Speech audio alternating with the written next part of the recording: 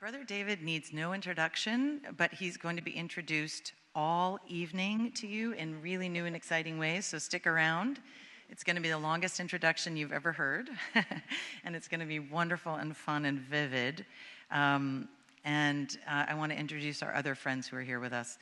Soren Gordhamer, who's over here, is the founder and the host. He's a consummate host of Wisdom 2.0 conferences and conversations and gatherings.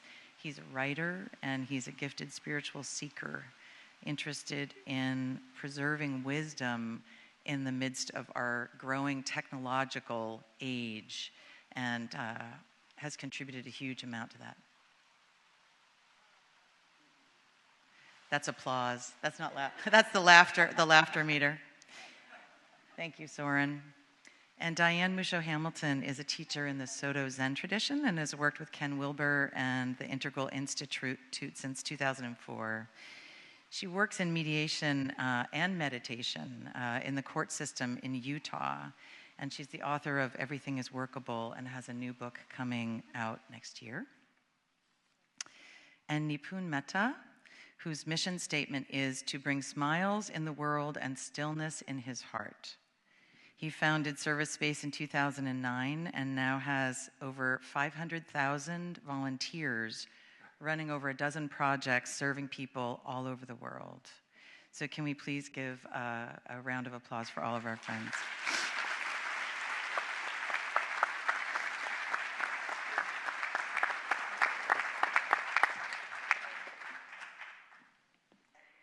What I'm going to invite everyone here to do today is to join the people on the stage in actually receiving this conversation as a gift to yourself.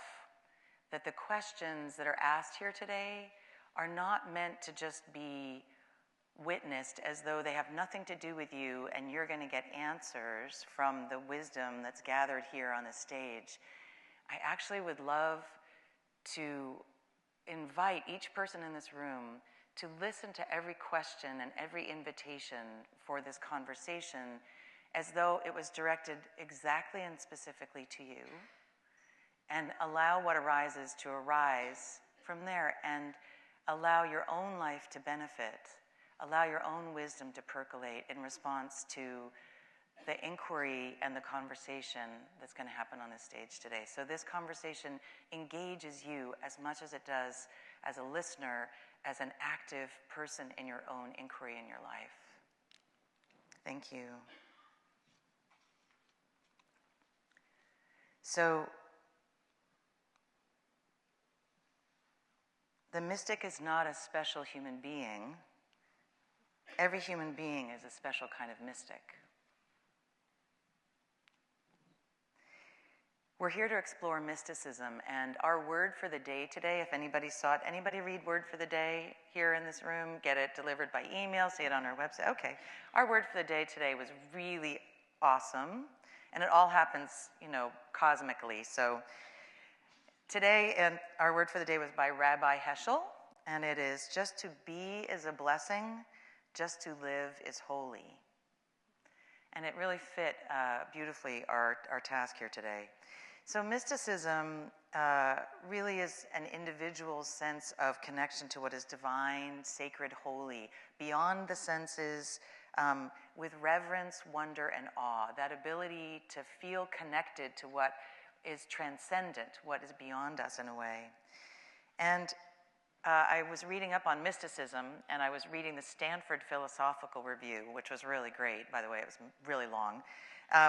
But I love what Stanford had to say about mysticism, and I'm going to quote it here, which is, it is also a constellation of distinctive practices, texts, discourses, and experiences aimed at human transformation. So the mystic, by definition, is not content with having a mystical experience for his or herself, but sees mysticism and their mystical experience as being of service and of purpose to a larger world and a transformation. And that was really exciting for me today because we had already named the talk here today. So how do we navigate this experience of our short time on this planet, no matter if we're 90 years old or 9 years old? We have a short time on this planet. And how do we navigate that in a way that calls for leaving it better than we found it? That's very active on this stage today. And to do it with compassion, joy, and deep love. Mystics are the people who take the opportunity to dive deep into these questions and callings and can teach from their enlightened experience. So since we're all mystics, and I've invited you into that, thank you. I wanted to just name before we begin the conversation the common ground I see here, which is interesting. I see you all, these guests here today who have joined us, and I feel so honored to be in their presence on the stage, and I'm just going to moderate, so this is kind of the end of my talking. But I see you all as lovingly questioning and subverting the basis of dominant cultural paradigms. In engaged and really constructive ways as leaders in the public. So this is really important in terms of how you are defined. And I think of those in terms of those dominant paradigms as religion, money. I'm just naming this because this is how I get to say it. Religion, money, technology, and law. These are vast, encrusted kinds of institutions or paradigms in our culture, which these incredible four people have come to really bring a different way of being to. So to me, you see and name new possibilities of bringing democratic, inclusive, respectful values and a deep spiritual relevance to outmoded, unjust ways of thinking and behaving through your work every single day, the four of you. So I bow to that, and now let the panel begin. We're going to start, and each of our guests is a friend of Brother David's and has known Brother David for a while, and we're going to be in an engaged conversation and questions related to the topic of everyday mysticism. So every once in a while, you have bells there, I have a bowl here, Soren and Diane, and if anyone feels moved, we can ring the bell and just drop the conversation into a deeper inquiry, and we have the blessing of Brother David here with us to harvest this extraordinary wisdom and to allow him also to converse with us and to have the chance to share with us his questions and his thinking. But Soren and Diane and Nipun have all come with questions to ask you. So, thank you very much, Kristi. Thank you. So let's start with Soren. I know it feels a little odd right now to say something before you've spoken, Brother David. Can I say it once more? Yeah, do you want to say a few words before I ask my question? No. No? Okay, I'll go ahead. So Kristi said that we could tell... I should say thank you for all of you for coming and for all of you for participating here and for this beautiful setup that we have. I think if we just sat all afternoon admiring these flowers, that would be enough. And these here. And I can even smell them. Thank you, and thank you, Kristi. So I was asked to ask the first question, and I was also told that I could tell a short story if I had a short story about meeting you. And I actually realized I have a few little pieces or antidotes that I would like to tell and then get to my question. So I met Brother David when I was 19, and I was living at the Esalen Institute. And I had grown up in a very conservative part of West Texas, like the Bible Belt of West Texas. And from that, growing up, I had a particular view of Christianity, which he did not meet at all. And so I became very curious to see this like black, white, wearing robe person who would meander through the halls. And I remember coming up to him one day and introducing myself and asking him if I could come to his hermitage and have a conversation about Christian philosophy. And I remember you said, yes, of course, come. And I came, and I was trying to tell him about all my philosophical views, and he kept, as we walked, he kept pointing out flowers to look at. He'd be like, Soren, look at this beautiful flower. Isn't this just amazing? And I was getting kind of frustrated with him because I was wanting him to engage. And he kept bringing me back to the present moment. And I realized he was trying to teach me something beyond my philosophical desires and interests. And that was a big impact on me. It always continued to make me think, am I in the present moment or am I lost in my ideas and theories? So that was, oh my goodness, 28 years ago, I think, 20-something years ago. And then since then, I've gotten to know Brother David and followed his work and his teachings. And when I was about, I think, 21, I decided to do a book of interviews. And there was one thing you said in that book that I want to follow up with today. And I was young, and I was like, what's my spiritual path? How do I find my spiritual path? David, help me.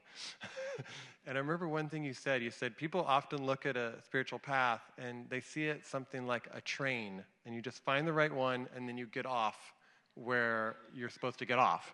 And he says, in reality, it's much more like a rowboat. And you have to do the rowing. And you probably have to fix a couple leaks along the way, and you have to work really hard at sustaining that level of awe and that level of joy and that level of gratefulness and compassion. And I guess if I had to ask you any question, that was 28 years ago, and you've been rowing your boat ever since then. Has your practice changed, or do you still see that same work? And how would you define your own, or how would you define what you wake up seeing as your practice or your mystic work? Well, if you ask me that question today, instead of saying the spiritual path is not like a train that you get on, and train tracks or something like that. At that time, apparently, I said it was more like rowing a boat. Today, I would say it's like walking on water.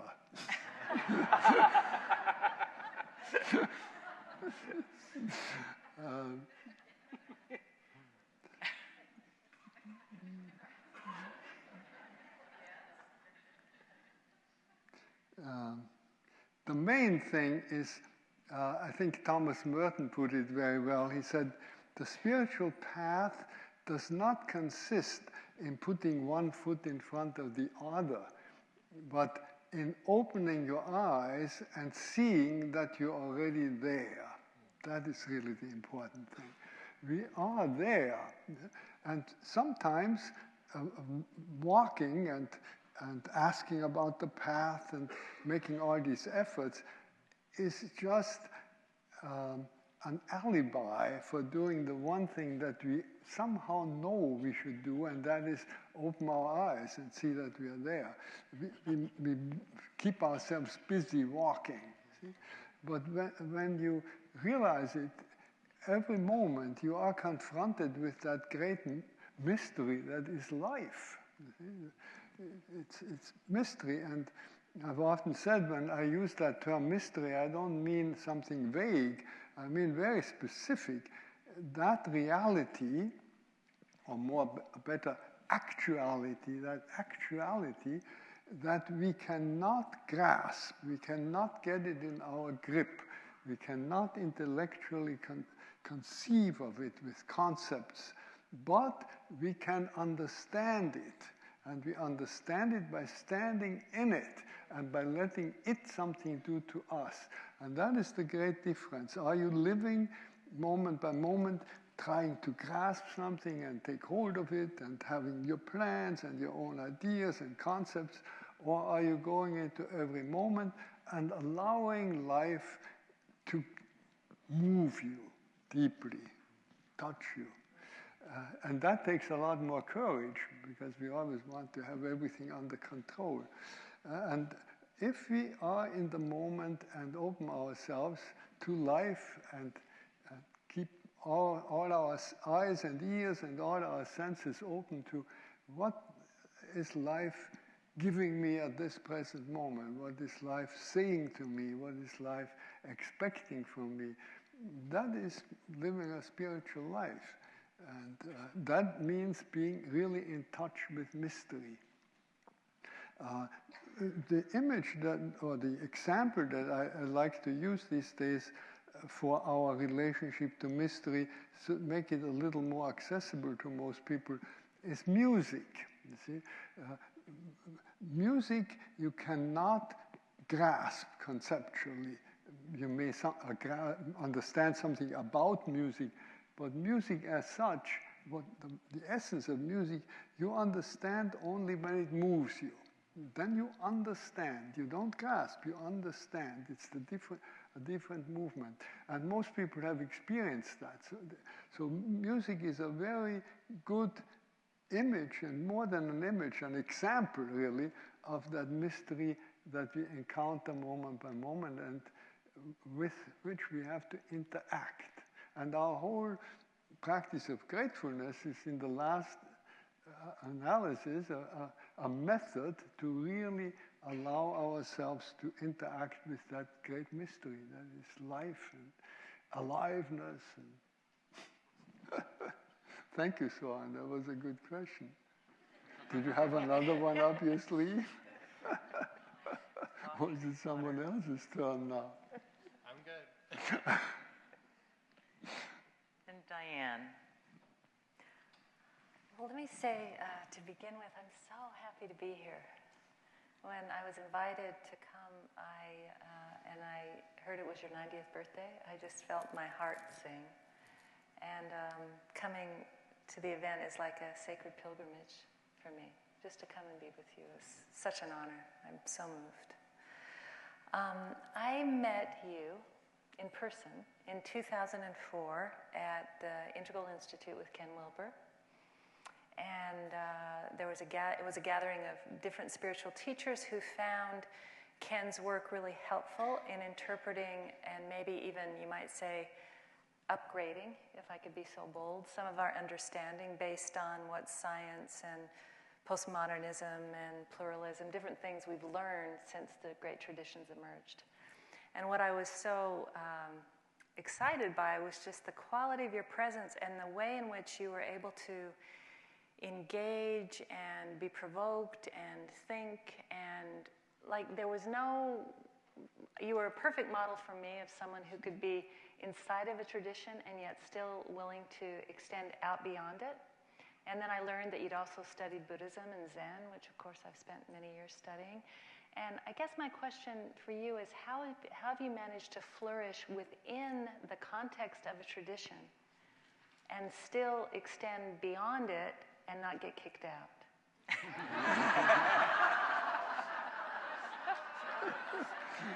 Thank you. That's a good question. Because you're walking a thin line. Well, I'm very blessed to stand in a tradition ever since I was a child, really, stand in one tradition in which I feel very comfortable. I was born into that tradition. I was raised in that tradition. I can make my own the expressions of that Christian tradition, a particular Christian tradition, and all the archetypes speak to me. So I'm very much at home in the Catholic Christian tradition.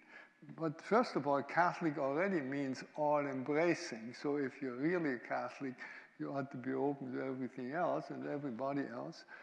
But I have come to look at all the different traditions, all the spiritual traditions in the world, as so many expressions of one basic human spirituality. I like actually to call it human religiosity, but the word religion is not doesn't have a good press these days, because we usually think of religious institutions. So I don't mean religious institutions. I mean spirituality, aliveness, and the word religion emphasizes the tying, religare, tying together bonds that have been broken, you see. So spirituality is aliveness, that's what the word means, aliveness, and religion means tying the bonds that have been broken, and that is the bonds to our own true self, the bonds between humans, between us and all other humans, all other animals, plants, the whole universe, the whole cosmos, that is broken or damaged and needs to be fixed. And our bond to that great mystery, which we call life or God, that's a term. It's a line from the Christian tradition, from the New Testament. In God we live and move and have our being. In God we live and move and have our being. So it's not somebody out there, but it's that mystery in which we are embedded and alive, and to whom we can also have a personal relationship. That's the mysterious thing. See, people want to have this God out there because they feel we need and deserve and have a personal relationship. But they think that needs to be another person, instead of realizing it's our embedding in this mystery, and yet we can have this relationship. That is one of the most remarkable things. But when I say mystery touches me or speaks to me in my best moments, there's already, this relationship is already there. Or when I say, Martin Buber has developed that very strongly, when I say I have already presupposed, the first time in my life I say I presuppose this great thou, this great you to whom I am related. And out of that relationship you can also live.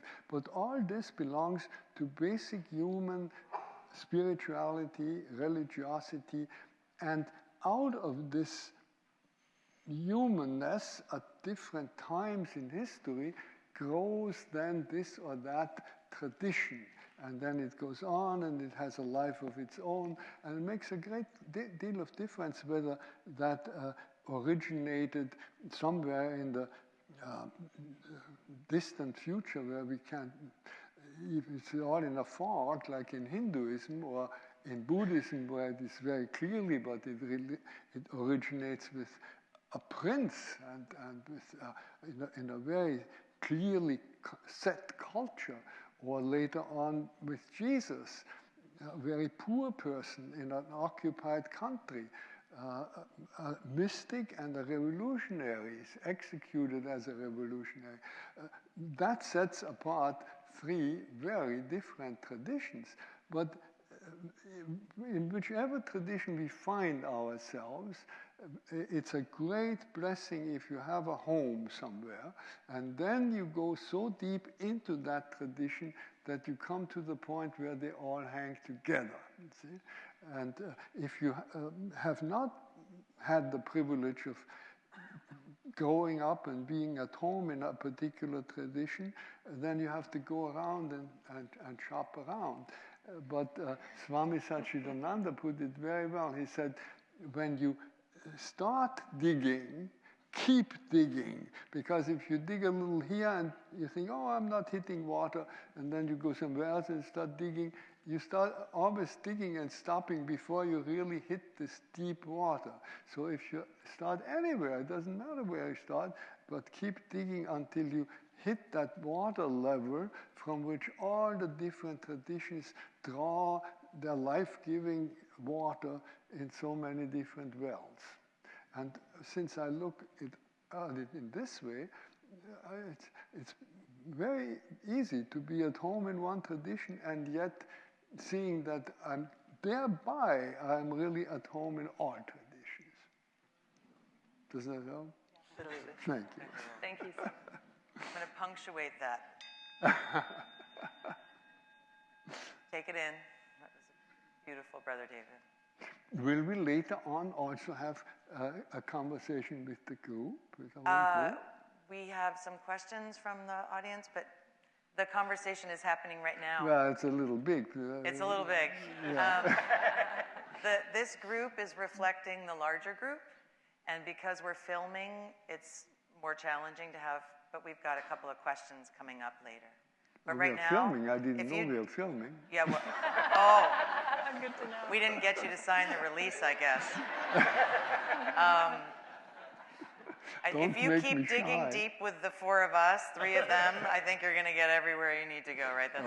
That's the analogy we've got here. But I would say if somebody really has a burning question or that didn't understand something, we can. Yeah.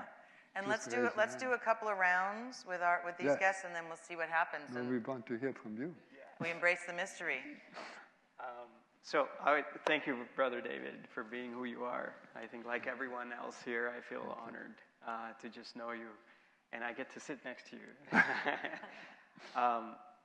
I met Brother David in a very interesting way, and I want to use that to get into the everyday part of the mysticism. I was invited to an event at Lynn and Bill's house, San Francisco, and in the meantime, in the time that the event actually happened, I got married, and I had already committed to the event, so we're going, and I'd just been married 2 days ago. So my wife and I, Guri, who's here as well, we walk into this home, and you know, if you've been to Lynn's place, like the stairs are coming right down, and we're coming right through the door, and we're a few minutes late, so everyone was seated in the other room. And in comes Brother David down the stairs, and out, you know, here come my wife and I. And I didn't know anything about Brother David. You were in your robes, and somehow he figured out in those, it's just a casual hello because we have to go there, figured out that we had just gotten married, and he just gave this invisible smile. It was visible, too. And both my wife and I looked at each other and said, what was that? And we had to go to that event. It felt like a blessing to both of us. We went to the room next door, and Brother David said a few things. We still didn't know much about him. I guess we were expected. Everyone knew. We came out, and I had a conversation with Brother David, and I was asking him, I was like beelining. I was like, I need to go to that guy. And we had this conversation on meditation. And of all things, I asked him a question of when do you know how to stop meditating? Not start, but stop. And he tells me, you know, well, sometimes it's a moment, sometimes it's a couple hours, sometimes it's a few days. Well, one time for me, it was 14 years. And I'm like, who am I talking to? You know, again, like I hadn't Googled him, you know, so I had no idea. Like, who is this guy? And I was so moved with so many things, and have been since then. This was more than 12 years ago. And at every instance, Brother David, when I ask you these questions, you always seem to come to this idea of intuition. And so my question is around this theme of everyday mysticism. How do you distinguish? How can we distinguish, and how have you distinguished in your journey the difference between good and bad intuition? Because so many times we're driven by so many internal voices that make us believe that, yeah, I have this divine intuition, and that actually ends up creating a lot of harm to yourself, to others in the world, and yet your life is driven by intuition. And so how do you navigate between this? We save the easy questions for last. Thank you. And first of all, thank you also for spreading these questions and helping so many people to come to grips with them and helping them find answers. That is really a great gift for all of us. Well, what first came to mind is where it is most difficult, in a most difficult situation. And that would be with fundamentalists. They know exactly what they want, and I had a very helpful encounter with one. That was a very long time ago. In that case, it was a Christian fundamentalist, but it could be any other fundamentalist. Fundamentalism is just an attitude that you find in every tradition. And this person seemed to have sort of a private telephone line to God and knew exactly what she was supposed to do and what everybody else had to do. Yeah. And it was a very difficult situation. And I tried, I don't know how successful I was, but at least that would be my approach. I tried to say to her, you know, you are really very attentive and all the time listening to the voice of God. And I think God would be so happy if you also listen to the other voices that are all around. And I think that is the remedy, you know. If somebody has only their own ideas, they may be very good ideas. But why don't you also check it out with some other people? Because the what you call the negative aspect of this intuition, the dangerous intuition, comes when we don't check it out with others, when we have our own ideas, when we are set on our own ideas and are not listening to others and checking it out with others. And that's really the basic attitude. That's what we have to learn. And through gratefulness, we are trying to open this listening process to whatever you meet in the present moment. Gratefulness, we have said that many times, isn't just saying thank you, but it is an openness to the gifts of life. And the input from all other people is also is one of the greatest gifts of life. And to open yourself to that input, when you are open to that input, I think that is the strongest help that you get against what you call negative intuitions, or they are sort of erroneous intuitions. It's your own idea, your preconceived notions that you call an intuition. Would you agree with that? Yeah. I don't want to talk past you. But, No. Yeah.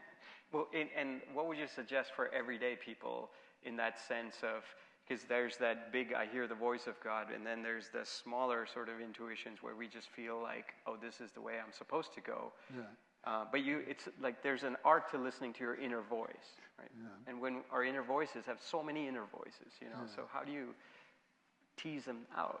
Yeah. Now there are these three voices: your own inner voice, the voice of all the people, and not only people, but I guess your dog and your cat and your goldfish, they are also talking to you. All that's talking to us, and that mystery, that mystery of life, that deepest you that we are related to. And you are asking, how would you help people be really in tune with that, attuned to it? And well, we always come back to this little key phrase and little method of stop, look, and go. Yeah. If you don't stop, you're just pulled away with your own ideas. If you stop and don't look, doesn't help much. If you stop and then look or listen or open to what is around you, not only what's within you, that also, but what is in this present moment that speaks to me?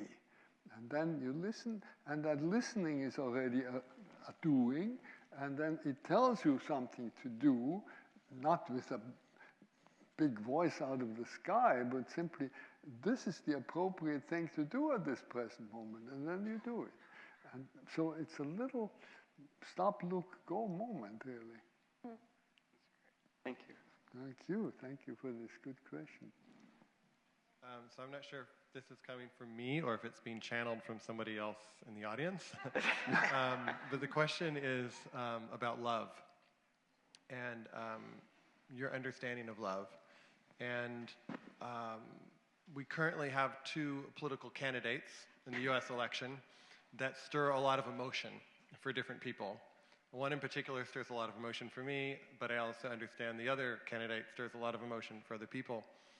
And as we notice that playing out, I see a lot of people talking, whether it's on social media or just in real life, frustrated about the nature of who's kind of showing up to lead. And I wonder, in your perspectives, like, how do you have an open heart, or if love is kind of a part of any spiritual path, the relationship between love and then also strong emotions against what a particular person is saying or embodying or suggesting or standing for. And it feels very active in my life right now, and a lot of our lives, where there's a lot of emotion that's being stirred when people in a very vocal way are speaking out in ways that are concerning and frustrating. And I'm curious if you could speak a little bit about the openness of the heart and how that works in terms of the practice of love and also the practice of really honoring your own emotional reaction to a certain viewpoint of the world. Thank you. That's a difficult but a very beautiful question.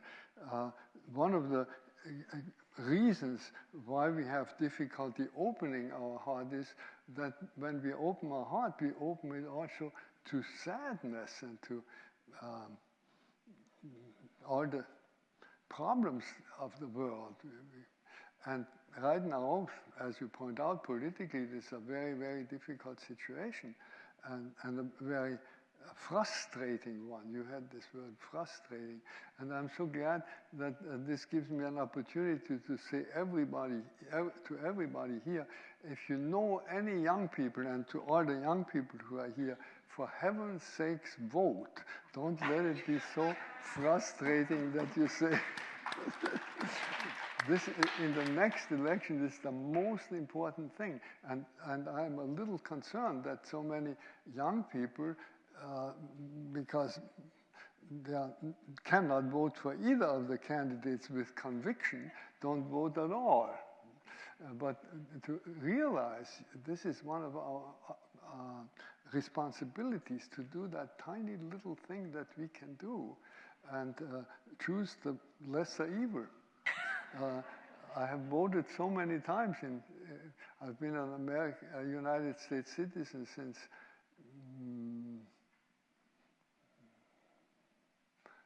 56 or something like that. So 60 years. And in that time, I had to vote many times. But very rarely could I vote for anything but the lesser evil. So it's a great task. But for heaven's sakes, please, let's do it this time. And that is a way of opening your heart. It's a way of opening your heart to the messy situation that this life is most of the time, not only in the political sense, but in many other senses. It's messy. If we wait until we can open our heart to a little paradise, by that time we open it anyway. When everything's going well, it's not difficult. Do you have the thought, oh my God, we have to stop that jerk, or him or her, or whatever? Do you have? I'm just curious. Like, what's the response? What is the response that allows for action but doesn't develop a frustrated animosity that you walk around with every day? No names. I'm not. There have been similar jerks in the past. This might be the worst, but. And shortly before an election, I dreamed once that one of these candidates, I went into the Oval Office and there he was sitting, and I gave him a hug and pressed him so hard that he could hardly breathe.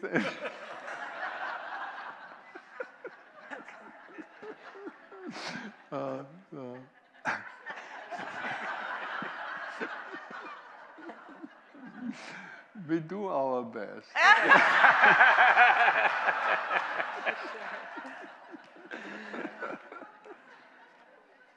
Yeah.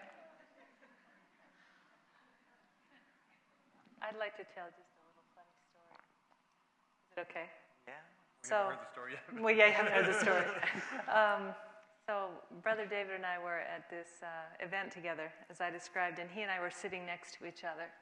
And a colleague of ours was talking about how he had gone to stay with Ram Dass and had gotten up in the middle of the night, was doing some studying and writing, and went to Ram Dass's fridge and ate a granola bar from Ram Dass's fridge, and then spent, I guess, the next 5 or 6 hours hallucinating. And I was sitting next to Brother David, And I'm so patronizing. I thought, I need to make sure Brother David understands what's happening here, right? So I lean over to Brother David and I say, do you understand what went on? And he leaned back to me and he said, it was Ram Dass's house, wasn't it?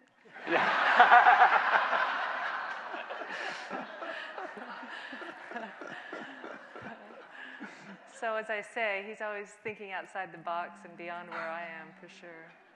So I want to pick up a little bit with what Soren's saying, because I know where I'm at in my life stage. I know that I've been involved in the environmental movement since I was in my 20s, and sometimes more, sometimes less, depending. And human civilization and technology and our industrial appetite has progressed, and as we know, the environment is kind of under siege, I think is maybe a way of saying it. And in the work that I do in conflict resolution, one of the challenges that I have and that I really try to work with when I work with my clients and with people is the idea that maybe there's some intelligence in the conflict. Like some intelligence. Like that there's an intelligence there at work. And so as I work with young people and encourage them around continuing to try to address this what feels like a calamity, from your perspective, in all your years of experiencing life, is there a way that you can take solace in something that feels as threatening as what we're facing? Well, that there is a force at work is so obvious the moment we stop and look at our own body. I mean, you don't even know how to digest your lunch. It does it, and you wouldn't have the first idea how to do it. It's all working within you. You are just an expression of that force that is at work. And if it is in you, it's certainly not privately in you. It's working in the whole universe. It's that one force. And to trust that, to trust it. We trust it with every breath that we take. We are not asking, is this now polluted air? Is it good air? Yeah, we may think about it once in a while, but we breathe. Our heart keeps beating, whether we like it or not. We can't even stop breathing. The body does it. And to entrust ourselves to that life stream and life force in which we live and move and have our being. And relate also to it, you see, that is important. Relate to it. Listen, it wants something from you. Not a big thing, not a big sort of vision or something, but what does life ask from you right now at this present moment? It asks from us to talk with one another and entertain everybody, and from you to be quiet and sit here and have fun. And so this is a very easy situation, but at other times it asks for other things. And to keep ourselves open, I think that would be the way to act responsibly. Response, it has it right in it. You listen and then you respond. And don't expect big bang things. It goes in very small, but the very small steps add up to everything else, add up to the big one. Yes? Thank you. I have a question around, I really want to, I have understood something from you in the way you describe music, not as an idea, but by just engaging with you. And that is a very deep wisdom of Saint Benedict, and yet I'm not sure how to bring it to the world. So when Brother David and I were on a dialogue in Italy, right as we left, he gave a few of us this beautiful quote. And he said it's this beautiful quote. It's his most favorite quote. It says, it's by R.S. Thomas, and it says, whatever happens, whatever what is what I want, nothing else but this. And we were talking about one of your practices, which is around ask nothing. that you have done for 60 years. And even to the degree of not asking for your own soup, just trusting that what is given to you is exactly what you need. And you said it's actually not just ask nothing, it's ask nothing, refuse nothing, and accept everything, which was a title, I think, of a book. And yet in our world today, it feels, even especially in social change, I need to go out, I need to grab, I need to fundraise, I need to connect with these people. If I don't ask, how will the world know what I need? And this cause needs to go up. And there's this really strong contradiction. And you have lived for 60 plus years in this modality with this practice of, you know, whatever happens, whatever what is what I want. Can you share a little bit about that? I mean, that's a... Yes. Well, ask for nothing, refuse nothing is a very good basic principle. But you might get into a situation where your task is to ask. Then this principle says, don't ask for what this is now the moment to do. It is the moment to ask. Do you know what I mean? Don't ask, ask for nothing. Ask for nothing that life should give you, and refuse nothing that life gives you. And if life gives you in this present moment the task to ask for something, then ask. That is the task. And don't refuse it. So one should take this principle, and I still think it's a good one, ask for nothing, refuse nothing. One should apply that correctly. It means be in the present moment, and don't say, oh, I wish I were somewhere else. That would be asking. Or I wish that present moment would be different. Or no, that would be the refusing. So what it points to is be in the present moment, and then does stop. That means be in the present moment. Look, what does this present moment want from me? Or what does life offer me? I won't refuse it. What does life ask from me? It may ask me to ask others. Lynn Twist is a good example of...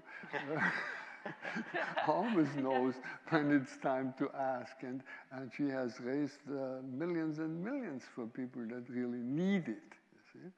But we are all in the situation where we might need to ask or even to refuse, because that is also from the stop, look, go. That is a very important go aspect, that we say no. We put our foot down. The action today is very often protest, also political protest. And it's so much easier today. A couple of decades ago, we had to go with banners and placards, and now you just push a button on your computer. But do it. You know, do it when it's time to do it. That might be exactly what we need to do. We have a great responsibility, all of us, to be active in all these respects. But did I bypass the question? No, it's true.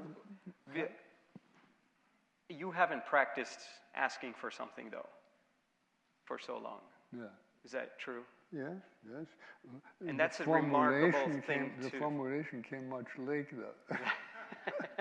Can you say that again? What did you just say? The formulation came much later. The stop, look, go was...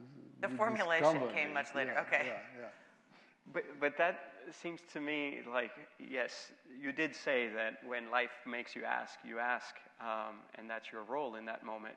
But you seem to have lived through your life in a very remarkable way with practicing not asking, which I find to be because when I have a desire and I ask for something, it's very easy for me to just jump after that desire and go for it. And it seems to be much harder to just hold that and say, receive, you know, if there's angst of not fulfilling that desire, just stay with that, you know, that kind of a thing. And you seem to have dug that well all the way down. Whereas, so for the 3-feeters that have just dug a little bit underneath that, like myself, what advice would you have? How can we practice asking nothing and going all the way down? Well, in your eyes, I'm the model, and that's fine. I'm happy to play that role. You've certainly practiced for 60 years. But the practice is the important thing. And there we have to ask ourselves, who wants this? You spoke about desire. Who is that?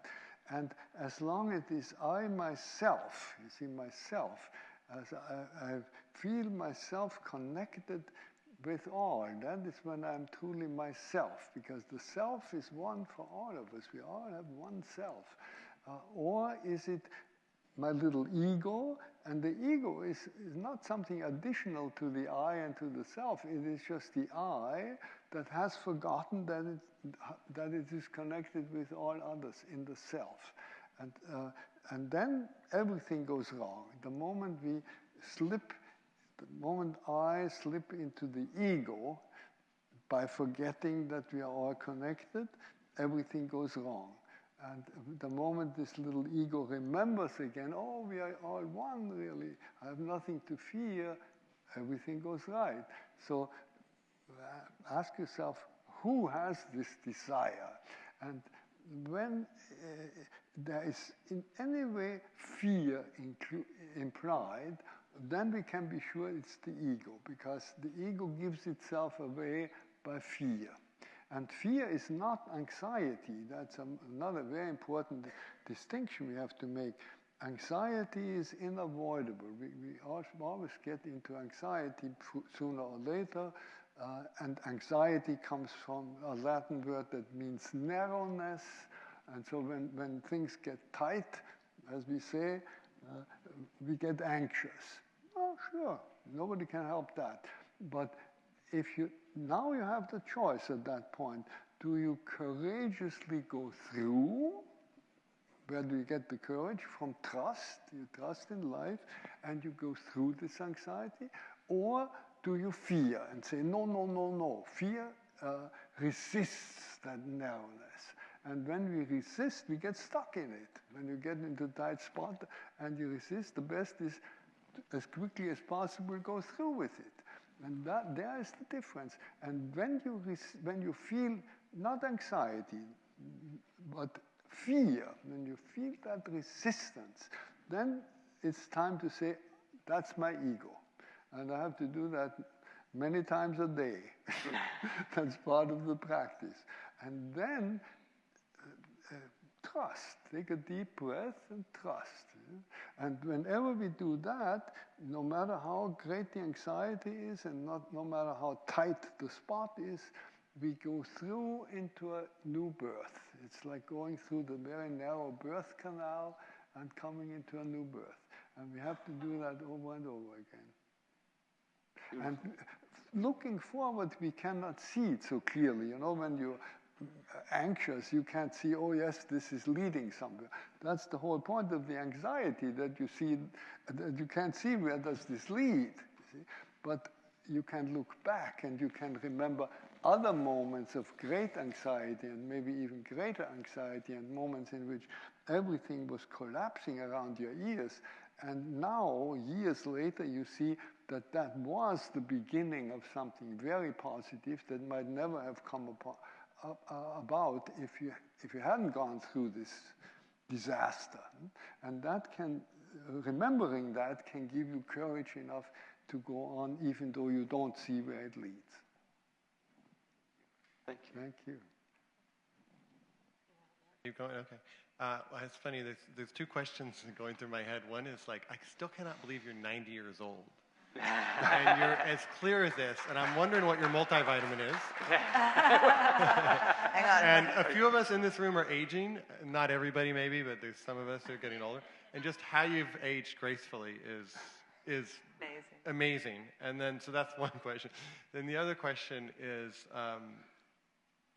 and you can answer none of these or both of these, but it's like, is also your views on technology, because I know you've embraced technology. At gratefulness.org, you were one of the early ones to say, as a spiritual teaching, we need to embrace technology. And there's a lot changing now with technology, from Pokemon Go, which you haven't played probably, but I can explain it to you, to virtual reality headsets, and the world is changing really fast, where it's easier and easier to basically live absorbed in a different world. So I have my personal, both are interesting questions to me, so I don't know which one to decide to ask, so I'm just going to put both of those out for you to The second one, the second one is how you see technology can be used for a greater purpose, and do you have concerns about how we can navigate so that technology doesn't take us over and become an addictive source, but becomes a transformative source? And the first was a no. Yeah, for the first question, I can only say it's a very great gift to be my age and be in good health. It's just a gift, you know, and I'm very grateful. And I'm grateful for all the many people that are praying for me, because I think that makes a great difference. And whether they call it prayer or something else, they're sending good energy. And I'm sure that many of you do that. And we have a saying that the thoughts of friends are already prayers for you. So if anybody thinks lovingly, that sends good energy. So I'm really carried on this good energy, and I'm very much aware of that. And then don't think too much how old you are. Just don't think about it. Think how old you feel inside. Just a few days ago, I met a lady who is 96 and is still giving workshops down at Esalen. And she told me, when people ask me, how old are you? I say to them, well, how old would you like me to be? I think that's a very good question. I will borrow that. But the other thing about technology,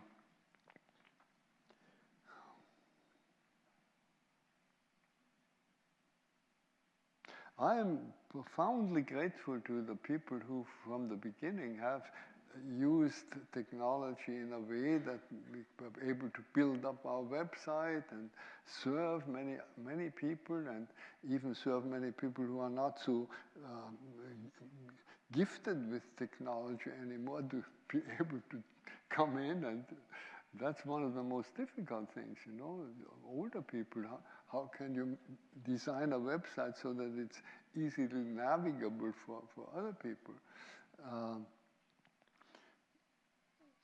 As long as we keep personal relationships as the most important thing in our life, we might even be able to use all the technology at our disposal to strengthen these relationships and make them better. It's not the technology. The technology is just a tool. But when you forget that the most important thing in life are personal relationship and cultivating them and cultivating friendship, then anything can get in the way of it. It doesn't have to be technology. It can be something much more humble. So technology is not the problem. Our attitude. Are we really open-hearted? Do we see where the importance comes from? What are the important things in life? And there, of course, it helps to be old, because the older you get, the clearer you see what's really important. And once you are my age, you see that really almost the only thing that's important is personal relationships. And I'm very grateful for all of you, Kristi, and the whole team, for making that personal relationship the basis for our technology and the goal. We're talking very serious things here. We're going to get lighter later. The lighter is supposed to be later. You are responsible. We don't want to miss this chance, Brother. Yeah. Okay. There was a man who attended a program that I was part of, and he was 102. Oh, wow. And he was sitting on the front row because he didn't hear very well. So someone introduced me to him, and I said, "You're 102. You don't look a day over 50." And he looked at me and said, "You don't look a day over 12." It was hilarious. That was great. Geez, I have so many things I would love to ask you. My heart is really full, just being here. Really, because it's so, this question about generational differences and also technology. I mean, I've read somewhere that people who are under 40, maybe in the next 25 to 30 years, will be living entirely different lives than what we are now. So if we were an audience of 20-year-olds, what would you say to us about the changes that are coming, how to embrace them, and how to find your center in such a rapidly changing world? For heaven's sakes, you want me with 90 to Yes. tell somebody with 20? I'm always so happy when I meet young people to ask them. Yeah. They know. Yeah. We don't have to tell them. They'll find their way. Okay. As long as we give them love and trust and help them find trust in life. That is our responsibility as older people. Help the young people trust life. And that is not so easy for young people today, and they tell you that. But there are two ways in 2 days that have to come together in order to help them have trust in life. First, you have to show yourself trustworthy. Always show yourself trustworthy to the young people. And especially, of course, if they haven't gotten that when they were small children, then it's very difficult. If they have not, if their parents or their mother or whoever functioned as their mother hasn't shown them trustworthiness, then they have a hard time later on trusting life. That's very difficult. Very difficult. One ought to learn that early. So one has to, best we can do, show yourself trustworthy. But the other half is equally important, and it is trust themselves. Show them trust, that you trust them. And I was so really blessed because we got from our parents both. They were trustworthy. We felt that we could rely on them. We felt carried by them, and they were there when we needed them. That was one tremendous gift that very many people don't have. And the other half, they trusted us. I was so surprised. We were as children already sometimes surprised what we got permission for. You can go in the woods alone and be alone away for a long time. That was a great gift. That trust was shown to us. You can do it, you see. And when you have these two things, then it's easy to have trust in life. And if you have trust in life, they'll find their way. They'll find their way. They will show us what possibilities that we have never even dreamed about. Thank you. Yeah, I'm going to remember that. Brother David, I'm going to switch gears a little bit here because the time is closing. Time is moving, and we did offer the audience a chance for people to submit questions of you, which was nice. I sent out your article about mysticism and organized religion to everyone who was coming, which was, you wrote in 1990. It was it was an amazing piece, which I hope everybody got a chance to read. And we did have one person who wrote back so quickly with questions that he wanted to ask you that I said that he could come up on the stage. Wonderful. Wonderful. So I'm going to invite Bob Emmons. Bob Emmons is a professor of psychology at UC Davis, and he's also one of the world's lead researchers on gratitude. He's a scientist, and you know him from probably Greater Good Science Center. And he has a couple of things he would love to ask you, and so we gave him a spot in the program. Bob, I'm so happy you're here. This is great. Bob has done more than anybody else I know to make grateful living accessible to so many people and respectable in the world of science. Yeah. Thank you. Yes. Wonderful. Well, thank you very much for that. Thank you, Brother David. So now I know, if not that I asked the best questions, I just was the fastest. You were so fast. That's why. Okay, so that's the way to do it. All right. So little did you know I'd be representing all of you in my questions. But you know, Soren, when you're asking the question about the key to long life, it occurred to me, Brother David, you actually answered that in your book, Gratefulness, the Heart of Prayer, because you said that it's gratitude that keeps you young. You know, and I forgot.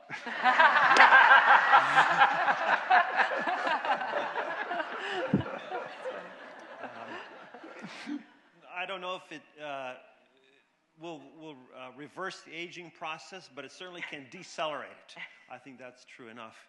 And so, well, first of all, like everyone else, I just want to thank you for inviting us all to your birthday party here today and for having it. This is so wonderful. I've known Brother David for almost 20 years, and we co-conspired on several projects, most of them writing projects of various sorts. And I've been trying to, promote the idea of gratitude through scientific research.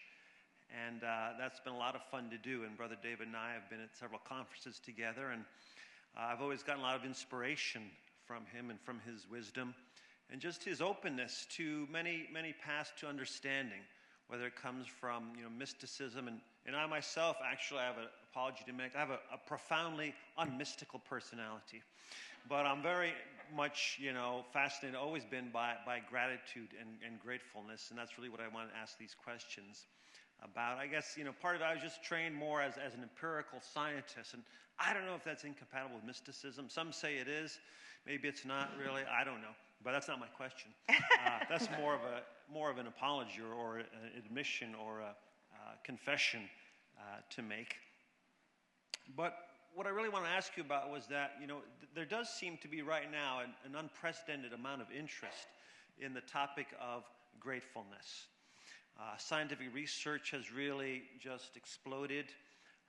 People in all sorts of settings, healthcare, education, workplaces, even academia, very much interested in gratefulness. In fact, the only field that doesn't seem to show much interest in gratitude is actually one that's been mentioned already, politics, that's right, for whatever reason, but every other field recognizes its importance.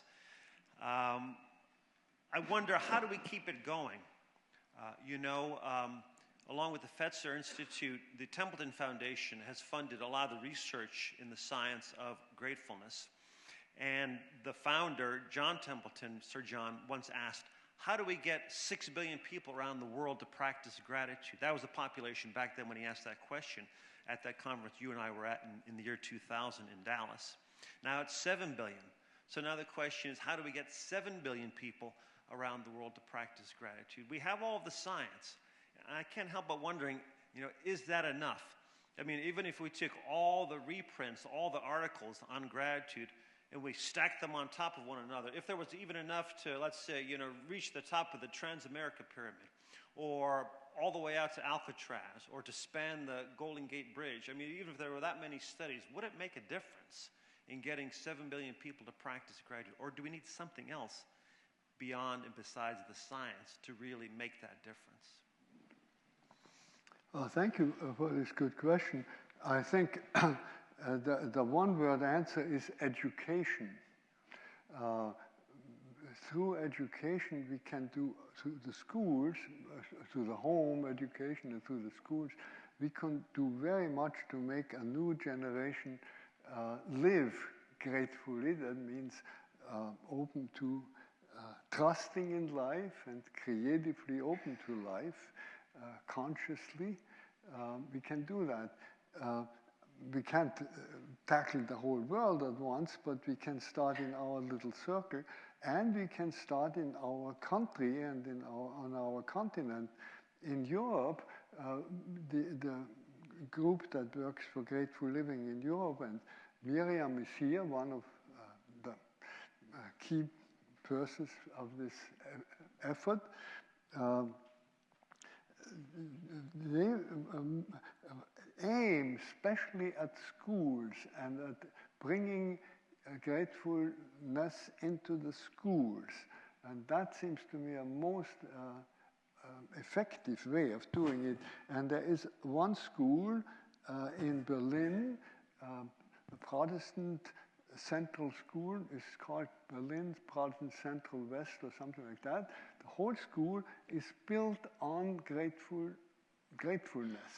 And it would be interesting for you sometime to explore that, really what they're doing.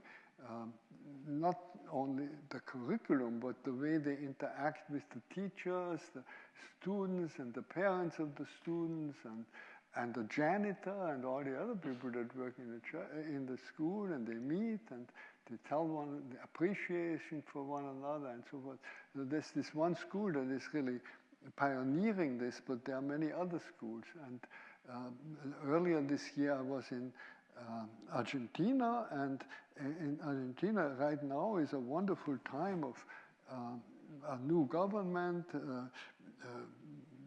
trying new things, and very positive, really. I met quite a number of the people that are dedicated to improving the situation in that country, including the president, and they are very clear about it. We need spirituality. They say we need a new level of spirituality. We need to bring our people to a new level of spirituality or of consciousness, a new level of consciousness. And they are also aware of what Ken Wilber has popularized and what we know now, that the only way that has so far proven to help people get onto a new level of consciousness is some form of spiritual practice. It comes gradually, we go to a new level, but you can speed it up a little bit. And the only thing that speeds it up is some spiritual practice. So the people, this government, the people in the government say, how can we introduce spirituality into the schools? We can't introduce. They had a few, there's a Hindu teacher that has a couple of 100,000 followers, but you can't officially introduce that into the school, this or that particular tradition. So they said, gratefulness, grateful living, that is something that nobody can refuse. That is a human value, you see. And yet, at the same time, every spiritual tradition says, gratefulness, oh yes, that's our thing. Each one will say that. So they said, we'll make a very special effort to bring gratefulness into the educational system, into the schools.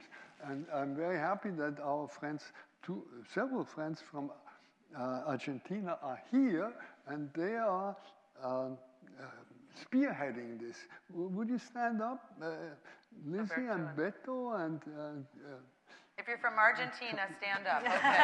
Yeah. Give them a hand.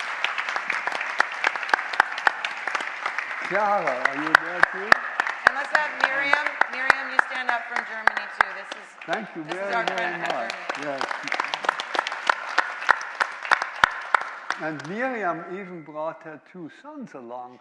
Could they stand up too? You are the real ones.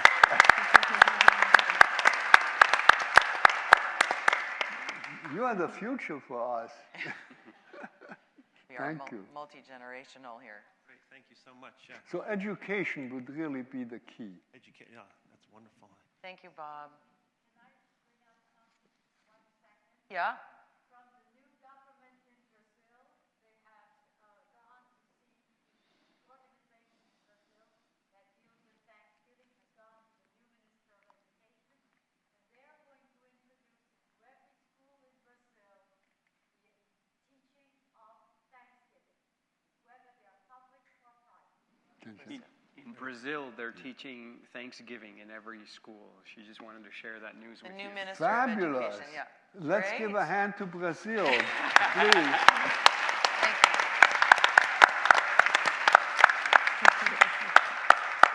you. As you say, Bob, there is a wave that is sweeping through the whole world. Renaissance. And apparently because this is what we need right now. Yeah, you know, I just want to say one of the things that stuck with me of all your writings about gratitude is when you said that gratitude is, in essence, a celebration. And I hadn't heard that before. And I suggest that to people now, it's like it's this light bulb goes off. It's like, you know, wow, that's a really nice way to think about gratefulness as a celebration of undeserved kindness. And who doesn't like a celebration? I mean, we have a national day of Thanksgiving, right? Gratitude holiday, which is a celebration. But we have many more small opportunities for celebrations as well when we think about it that way. So thank you for that. And this, in fact, this whole day and afternoon, evening is a celebration of gratefulness. Thank you, Bob. Thank you for having me. Every time we sit down, we should make it a Thanksgiving feast, you know, Thanksgiving meal. Thank you very much.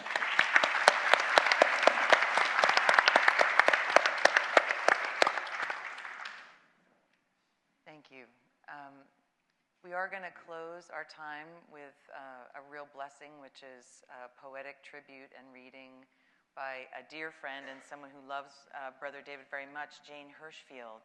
And I would like to welcome Jane. She is an award-winning poet and essayist and a Zen practitioner who absolutely jumped at the opportunity to be here to celebrate you, Brother David, today. And we are really honored to have her poetry and presence with us today. So. Thank you, Jane.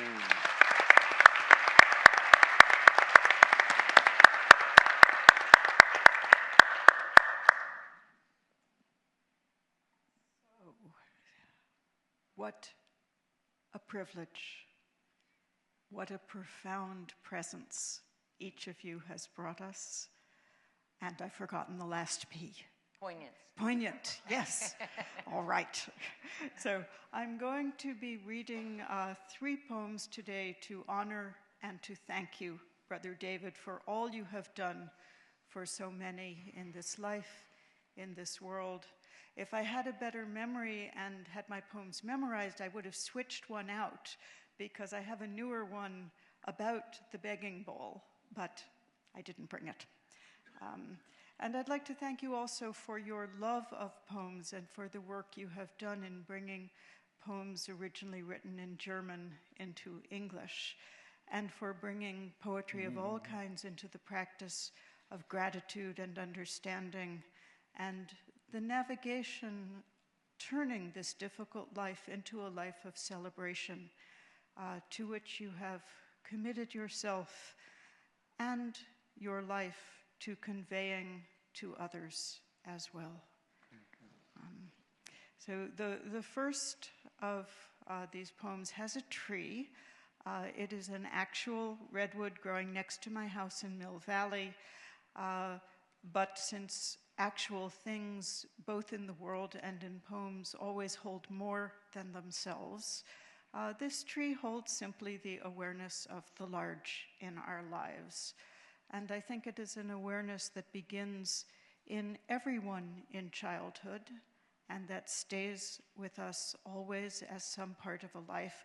But in some people, as we have seen with you, that awareness of the sacred, the divine, and the fullness of interconnection ripens so fully that it takes us out of the house of the personal self and into the broad openness of the world of all. And this largeness of heart and spirit create, as we have seen you bring to so many, an invitation. This beauty, these flowers, this mindfulness, this awareness of gratitude creates an invitation into a changed way of being that I think once we see it and feel it and are brought to it, it would be impossible to refuse. So, tree. It is foolish to let a young redwood grow next to a house. Even in this one lifetime, you will have to choose. That great calm being, this clutter of soup pots and books.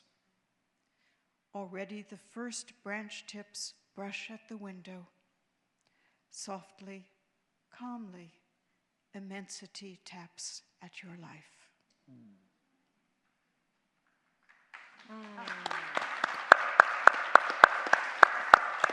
You can wait till the third poem is over.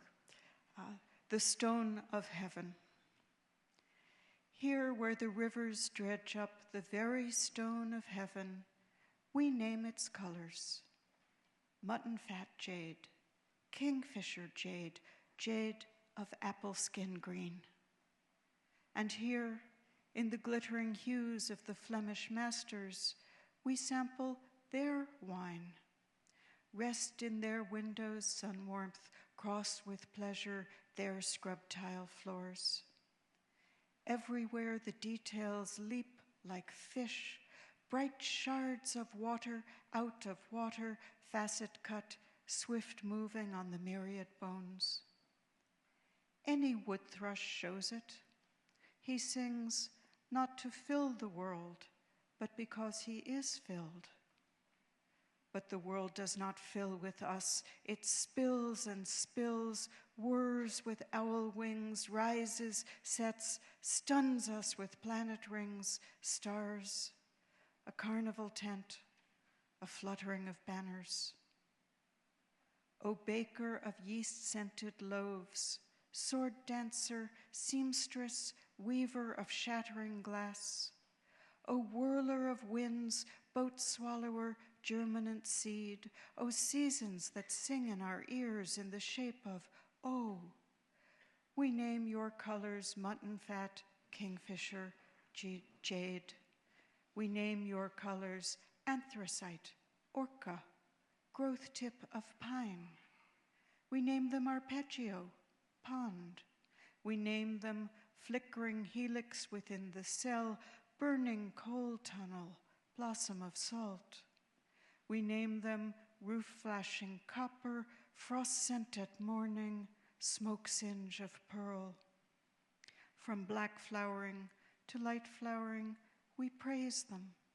From barest conception, the almost not thought of, to heaviest matter, we praise them. From glacier-lit blue to the gold of iguana, we praise them. And praising, begin to see, and seeing, begin to assemble the plain stones of earth. And this final poem I read to honor your practice of daily awakening in intimacy with all beings of this world. The task. It is a simple garment, this slipped-on world. We wake into it daily.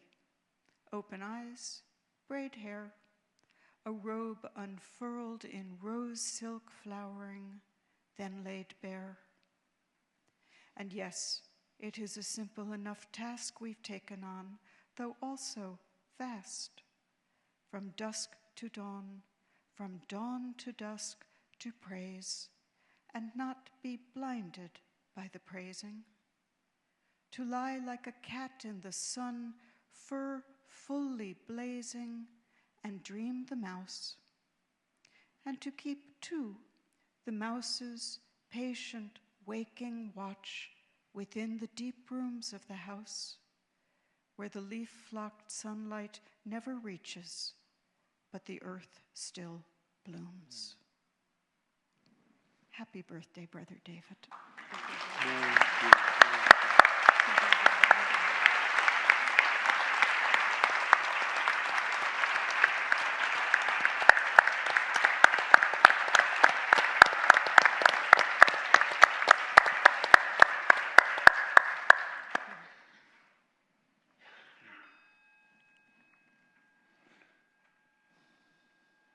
Thank you, Jane.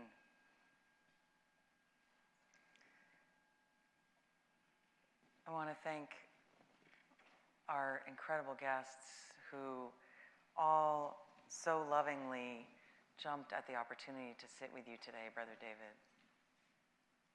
We have beautiful, beautiful people in your midst, some of whom are on the stage here, and many of whom are also in the audience.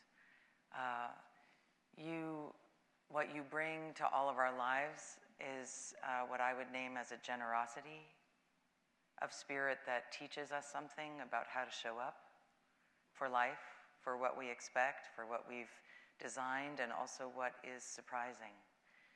And in that spirit, Brother David has agreed he would like to greet every single person here today. If he didn't get a chance to greet you before this afternoon session, he would like to greet you between sessions today. And so in that spirit, we're going to be having a book signing.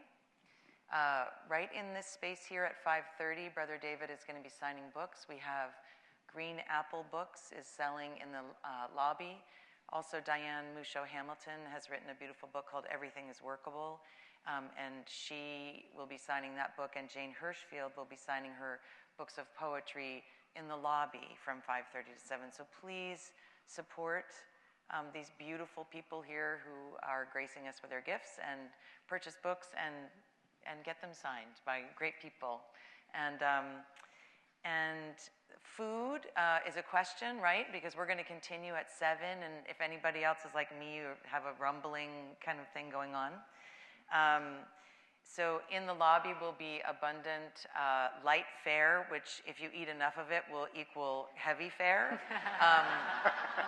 Don't really understand the difference because I tend to love to eat a lot of small things. So there's going to be a lot of beautiful small food, courtesy of Cow Hollow Catering in the lobby. You're welcome to hang out and make a feast out of our light fare. And you also can walk to Green's Restaurant, which opens at 5:30, and make a meal for yourself there. It's just gorgeous, and anybody who's been there knows it's wonderful. Anything that you purchase this evening from a Network for Grateful Living goes to support the Legacy Fund. There's opportunities for you to make donations. There's beautiful things that we have for sale, all of which supports our work and Brother David's work and perpetuating that. So please do consider spending time in the lobby and doing whatever it is you do there, all the things you do there. Just one word, this little bracelet that you have on, don't throw it in your sink or in your toilet because it's going to grow a garden. If you put it with some water and some soil, it's going to create a wildflower garden.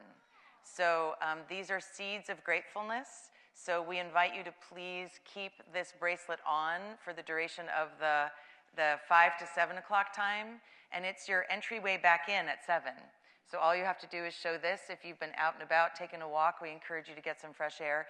We're going to start right at 7 o'clock, and we have a really, really fun, fast-paced, lighthearted, lots of humor, and depth, celebrating Brother David's 90th birthday from 7 to 9 p.m. tonight. So we will see you back here at 7. And let's just take 1 minute to sit together. Can we do that? And why don't we stop and look before we go? So I invite you to notice poignancy.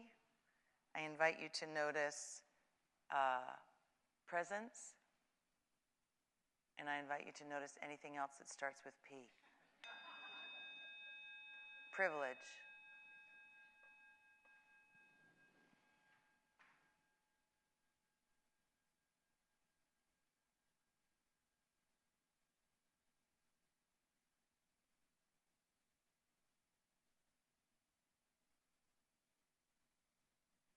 Thank you.